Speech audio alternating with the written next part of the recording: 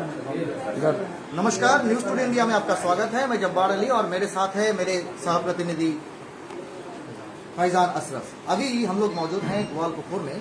जैसे कि आप जानते हैं और सोशल मीडिया से लेकर के न्यूज मीडिया में भी एक बहुत बड़ी चर्चा की बात थी कि ग्वालपुखुर के एक रहनुमा और साथ ही साथ तृणमूल के एक कर्मकर्ता जो कि जिनका नाम है शाहिद रजा नूरी, जो कि कुछ दिन पहले आसाम के एक गिरोह या सरगना के चक्कर में पड़ के सोना तस्करी और साथ ही साथ जैसे कह सकते हैं कि और भी कुछ केसेस में वो सिमट गए थे, जुड़ गए थे। और उसके बाद ही जैसे हम जानते हैं कि कई दिन पहले ही बेल पिटीशन देने के बाद जमानत में वो रिहा हो चुके हैं। और इसमें अहम भूमिका जिसकी रही वो है एडवोकेट साहिबा अहमद, जो कि आसाम के रहनुमा हैं और साथ ही साथ कह सकते हैं कि एक एनजीओ है, non government organisation national human rights council. उस ह्यूमन राइट्स काउंसिल का जो एडवोकेट हैं वो है शाहिबा अहमद। फैजान, सबसे पहले तो इस बारे में थोड़ा इंट्रो हम आपसे उम्मीद करेंगे, क्या कहेंगे? देखिए जबरदा, हम आपको बता दें कि शाहिद रजा नूरी एक्चुअली में उत्तर दिनाजपुर के ग्वालपुखुर से वो बिलोंग करते हैं। तो उनका वो एक बहुत बड़े सामाजिक कार्यकर्ता हैं। तृणमूल कांग्रेस से उनका पुराना नाता रहा है।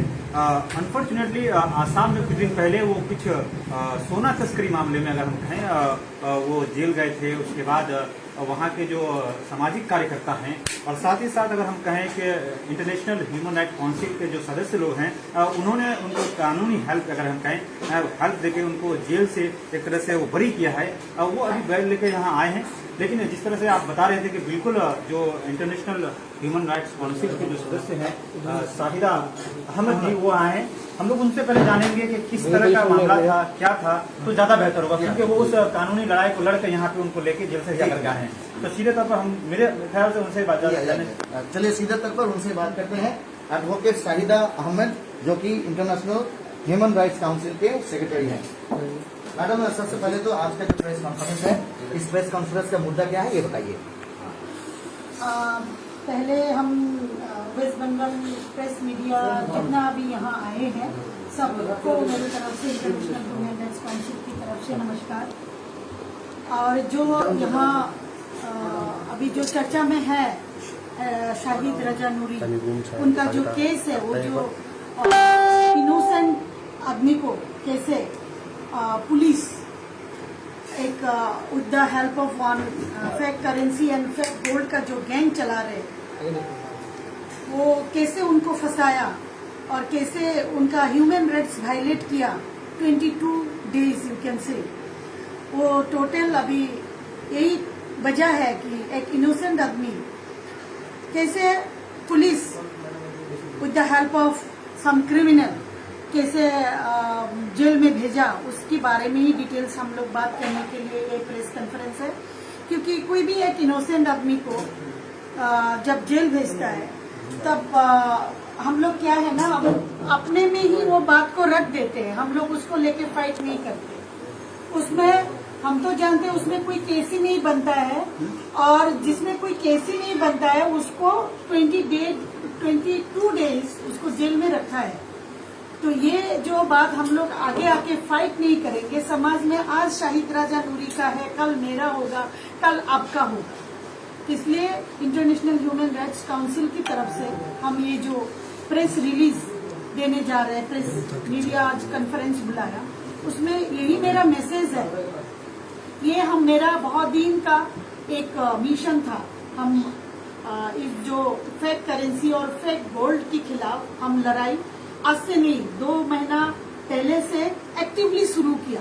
पहले हम शुरू किया था, पहले भी हम उनके खिलाफ काम किया था, लेकिन एक्टिवली एक गुजरात में केस बना था। देखिए, प्रधानमंत्री नरेंद्र मोदी की स्टेट में भी एक आदमी को ऐसे अमर पंचाल बोल के एक आदमी को ऐसे ठगा, और ठग के उसका क्या हुआ 22 लाख वही जो गैंग है वो पैसा लूट के ले लिया। और जब वही आदमी जाके लोकल थाना में बोलने गया तो उसको बोला है आप क्यों आया इधर, उल्टा सीधा प्रश्न करके उसको भगा दिया उधर से। No police, no local police help them. तो उसका कोई जो विक्टिम है उसका कोई FIR वहाँ एंटरटेन नहीं करता है। तो हम देखिए मानवाधिकार कर्मी है, I am human right activist, और ये दुनिया मेरे लिए फैमिली है। मेरे लिए कोई वेस्ट बंगाल का अलग नहीं है, असम का अलग नहीं है, गुजरात का अलग नहीं है। We are belong to one family and we are living like brother and sister.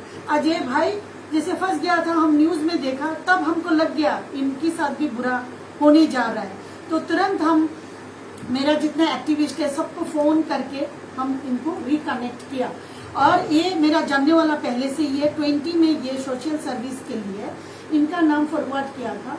Corona काल में ये बहुत मदद किया था, 20 में भी इधर भी किया उधर भी किया। तो यहाँ भी हम लोग का मेंबर्स है, तो इनको अवार्ड भी दिया गया था, मैंने एक्टिविटीज पार्टिसिपेशन अवार्ड।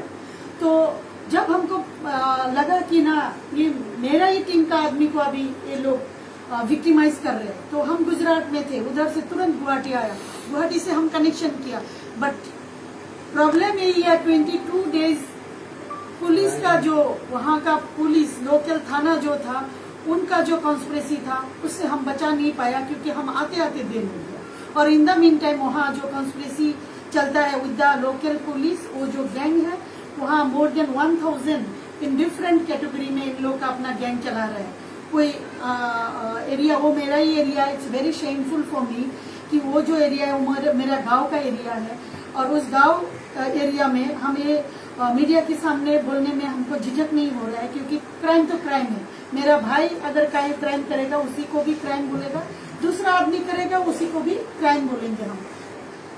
तो ये जो शाहिद राजा नूरी, जिनका मीडिया वहाँ थोड़ा ट्राई किया था कि इनको डिफेम करे बोल के, क्योंकि एट दैट टाइम वो हेल्पलेस था, बिकॉज इंटर स्टेट क्राइम था, वहाँ उन लोग का कोई जानने वाला नहीं था, तो पुलिस भी मदद नहीं कर रहा था। एक्चुअली उनके ऊपर वो जानलेवा ये अटैक हुआ था, वो केस बनता है 307, उसमें फ्यू एडवोकेट्स, वो जो गैंग है वो तो है ही है जो बुला के लेके जाता है, उसके बाद जो वहाँ से जान छुड़ा के जब विक्टिम थाने में आता है वहाँ पुलिस वाला भी उनको घेर लेता है।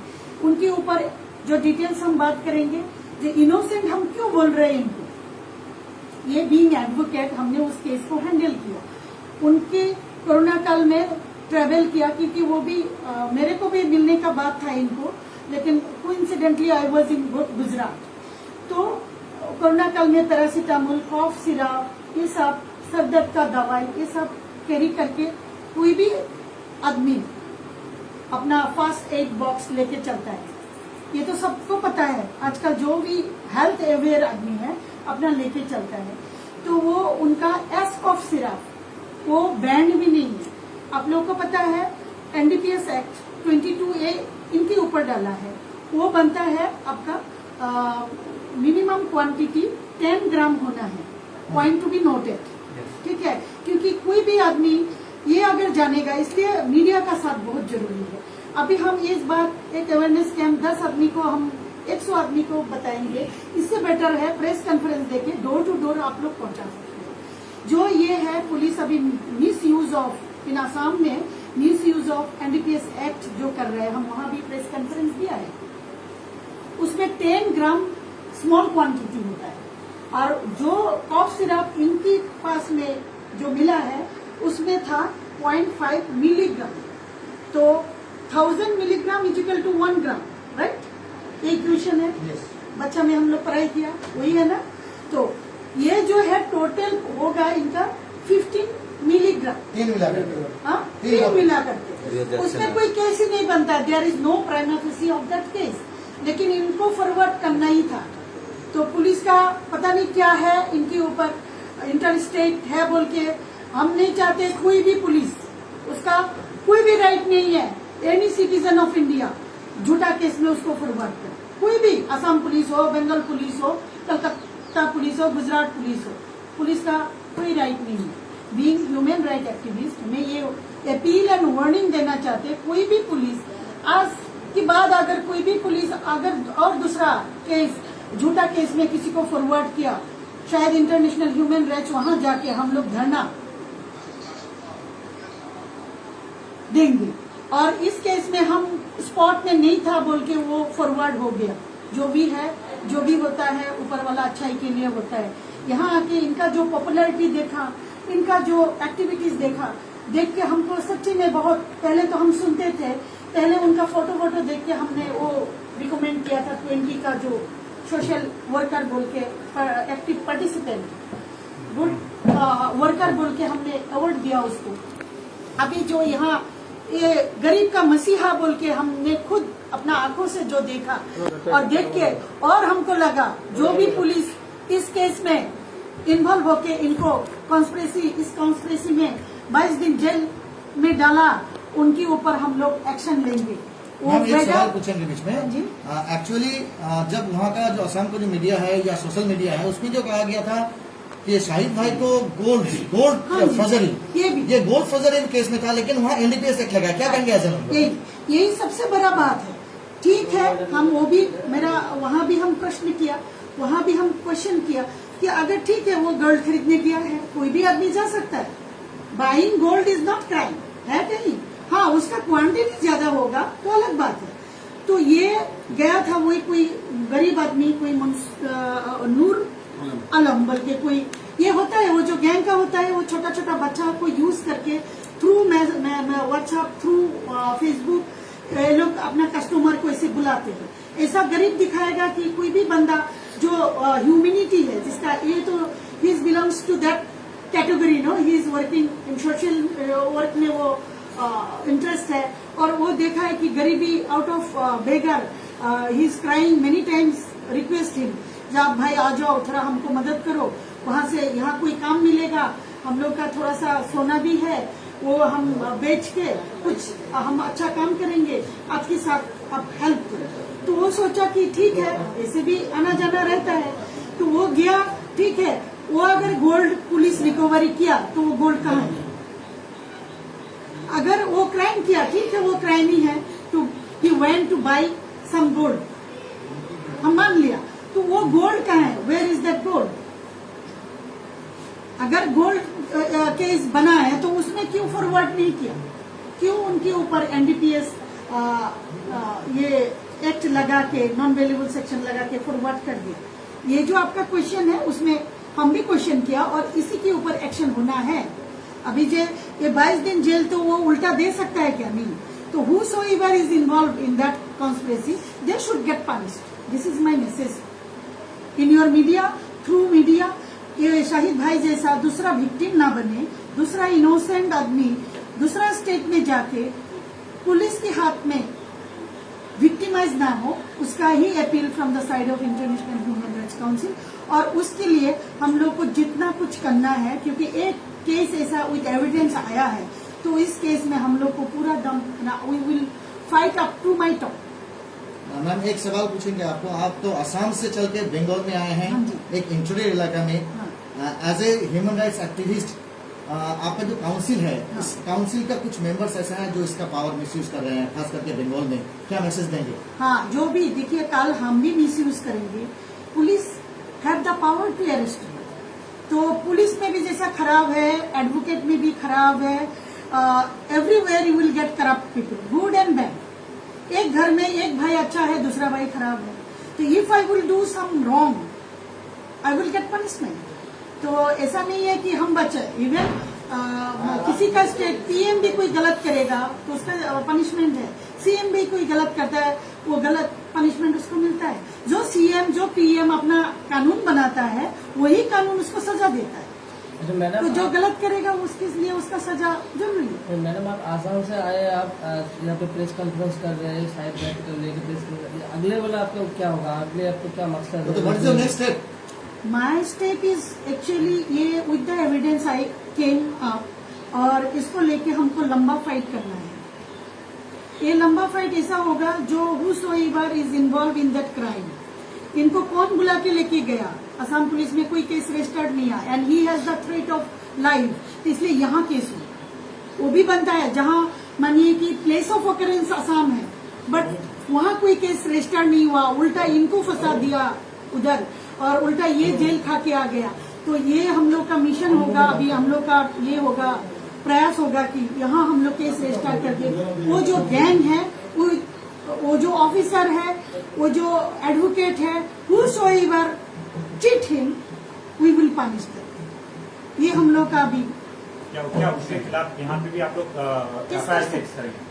कर सकते हैं। क्यों कर सकते हैं? क्योंकि वहाँ वो चल के जाने से वहाँ लाइफ थ्रेट है। तो we will write up to DGP, यहाँ भी लिखेंगे आपका सिटीजन है, वहाँ जाके केस करना मुश्किल है। जैसे गुजरात में केस बना, अमर पंचाल यहाँ विक्टिमाइज हुआ, आसाम में विक्टिमाइज हुआ, वहाँ कुछ केस नहीं बना तो वो गुजरात जाके वहाँ से पुलिस लेके आसामी को अरेस्ट करके वहाँ लेके चला गया।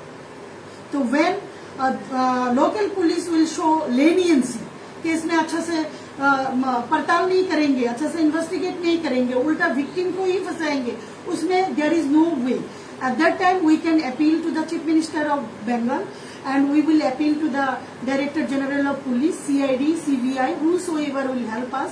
उस गैंग को खत्म करना है, क्योंकि आसाम में अभी धीरे धीरे ले रहा है। बिकॉज आई हैव डाउट, यहाँ जो मेरा अभी प्रेस में हम खुलासा नहीं करेंगे, यहाँ डाउट है हायर से हायर ऑफिसर भी असम में इन्वॉल्व है, क्योंकि इनकी केस में हायर ऑफिसर को वो फोन किया था तो फिर बोला है कि नहीं इनको छोड़ देंगे बोल के कमिट किया था, लेकिन फिर फॉरवर्ड कर दिया, तो इट्स डाउटफुल। तो हायर ऑफिसर भी वहाँ इन्वॉल्व है। कहीं ना कहीं आपका ये कहना है कि वहाँ पे जो हायर ऑफिसर हैं वो भी इस केस में इन्वॉल्व है, indirectly they are helping the gang. नहीं तो वहाँ ही केस रजिस्टर हो जाता, वहाँ से चल के हमको यहाँ क्यों आना पड़ता? क्योंकि I can take the risk, life risk of Shahid Raza Noori, क्योंकि एक बार हम वहाँ देखा है 22 दिन उल्टा जेल खा के आया। तो इधर we will try here, because I am in international board, तो we can file case anywhere, but we have to take the permission with due permission of authority. अगर अथॉरिटी को लगा he has life threat, they will register case here, and from here we will get the production warrant and we will arrest the accused from Assam, and they will bring here and trial will they will do trial here in court। वो victim का safety के लिए, जो victim है, जो complainant होगा, उनका safety के लिए हम लोग अपील करेंगे from the side of international. देखिए मैम, शाहिद रजा भाई से एक सवाल हम पूछेंगे। ये जो सरगना के चक्कर में आप पड़े, हमारे दर्शक श्रोता जरूर जानना चाहेंगे। हालांकि आपके ऊपर में ये धब्बा लगा है, लेकिन आप इसके साथ ये असम, कहाँ आप उत्तर दिनाजपुर बंगाल के रहने वाले हैं, और आप असम के एक सरगना जो आपके कहने के मुताबिक उसके चक्कर में पड़ गए, वो कैसे पड़े, थोड़ा बताइए। मुझे तो पता नहीं था कि वो सरगना है, मैं तो सिर्फ एक गरीब लड़का बोल के गया था उधर, मुझे तो सरगना वगैरह कुछ मालूम नहीं। जैसे यहाँ मैं किसी के यहाँ अनाज पहुँचा देता हूँ, किसी के घर जाके मैं कुछ डिस्ट्रीब्यूट देता हूँ, मैं किसी को दे देता हूँ, उसी तरह से मुझे वहाँ भी मुझे लगा कि मैं ह्यूमन राइट्स का एक आदमी होने के नाते कुछ उन तक मदद पहुंचा दूं। अगर वो मदद मांगता है तो उनको लेके मैं आ जाऊँ। वो मुझे मेरे साथ आने चाहा था, लेकिन जब वो लेट करता है वहाँ आने से, तो इधर उधर देखते हैं कि आदमी की तादाद ज्यादा हो रहा है, तो मुझे पता चल गया कि ये लोग एक बहुत बड़ा साजिश है। वो लोग वीडियो में वो लोग मेरा घर को देख चुका था, इसीलिए वो चाहे मुझे किडनैप करके या मुझे मार देता है या मुझसे बहुत पैसा लेने का वो लोग का इरादा था। और उस वक्त तो मेरे पास पैसा नहीं था, उस वक्त रहता तो शायद ले लेता वो लोग, मेरे पास पैसा देखा नहीं और मैं पैसा लेके गया भी नहीं था कि मुझे तो इतना मालूम नहीं, थोड़ा घूमना है फिर चले आना है मुझे। तो इस वजह से मैं जब उन लोगों से बच के पुलिस तक पहुंचा, तो पुलिस को पहले ही पता था, पुलिस को पहले पता, इन्फॉर्मेशन था उनको। जैसे मैं पुलिस के पास पहुंचा, अरे तो मैं तो समझ गया कि साला तो खेल उल्टा कर दिया हमारे पास। पुलिस के पास मैंने मदद के लिए पहुंचा था, पुलिस तो पहले कुछ अलग ये कर रहा था, लेकिन मैं थाने के अंदर चला गया। वो लोग मुझे भगाने का चक्कर, जैसे वो किडनैप कर ले, किडनैप करने से उनका थोड़ा थोड़ा हो जाएगा, दोनों का मिल के ले लेगा। मैडम आपको रिकवरी करके लेके यहाँ पे आया, आज प्रेस कॉन्फ्रेंस कर रहे हैं, तो क्या बोलेंगे आप टोटल विषय लेके? आपका कितना शॉर्ट में क्या निर्दोष है आप, क्या करने के शॉर्ट में बोले? बिल्कुल मैं निर्दोष हूँ। मैं मदद के नाम पे मुझे बुलाया गया और मुझ पर किडनैप करने या जानलेवा हमला वो लोग जो किया, वो मेरा दुश्मन, मेरा पैसा बन गया। मेरा दिलेरी, मेरा जो बांटने वाला अंदाज था, वो भी मेरा दुश्मन बन गया। तो मैं सिर्फ अल्लाह पे भरोसा करता हूँ, जो अल्लाह के जात जिस दिन मेरी मौत लिखी है उसी दिन होगा। इससे पहले चाहे जितने दुश्मन मुझे जाल में फंसा ले, मैं फंसूंगा नहीं। कुछ दिन के लिए मुझे तकलीफ हुआ, जेल में रहा, और मैं मैडम का बहुत बहुत शुक्रिया अदा करता हूँ कि वो 5 दिन के अंदर मूव करके मुझे वहां से निकाल लिया। जब वो गुजरात से आए 5 दिन के अंदर वो मुझे निकाल लिए। मैं उसका बहुत बहुत शुक्रिया अदा करता हूँ कि मैं उनके साथ ह्यूमन राइट्स में काम करके मुझे आज अच्छा फील हो रहा है। इलाके में जो बदनाम सोना सोना बोल के वो लोग डाला था, मेरे पास तो एक रत्ती बराबर सोना नहीं पाया है वो लोग। मेरा पूरा बैग को चेक किया गया, मेरा पूरा मोबाइल ले लिया गया है, सारा चीज वो लोग चेक किया है, किसी में नहीं पाया, लेकिन ये बदनामी हम पर थोप दिया। अच्छा, कोई बात नहीं। आखिरी सवाल आपसे पूछेंगे। जी। आप एक चक्र या जिसको कहिए एक गैंग का शिकार जी। थे। हमारे इस मुल्क के या इस इलाके के बहुत सारे आप जैसे होनहार आदमी हैं, समाज सेवी है, वो भी पढ़ सकते हैं, उनके लिए शॉर्ट में एक मैसेज दे दीजिए। मैं शॉर्ट में एक मैसेज उन लोगों के लिए दे देता हूँ। कोई भी इंसान जब आपको दूसरे जगह बुलाए, पहले उनके बारे में अच्छी तरह से मालूमात कर लेना चाहिए। मालूमात मैं भी किया था, लेकिन इस तरह का उन लोगों का एक बस्ती है वहां पर, आप समझ में नहीं आएगा आपको कि सब पूरा गांव यानी कि पूरा एरिया मिला हुआ है। 5 घर वो लोग ऐसा बना के रखा है टाटी का, बस्ती की तरह, जो वो घर सिर्फ वही काम के लिए इस्तेमाल करता है वो लोग। इधर का आदमी को समझ में नहीं आएगा, वहां जाने के बाद फंस जाना है।